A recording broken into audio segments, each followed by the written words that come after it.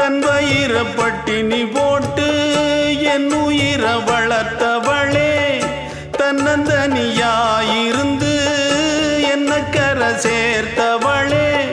நோயாலே நான் படுத்தா நோம்பிருக்கும் ஆத்தா,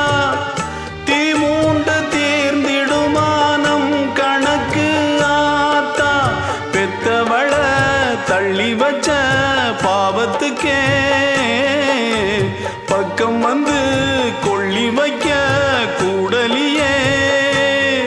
என்ன ஆற்றிடவும் தேற்றிடவும் அன்னை போல யாரு,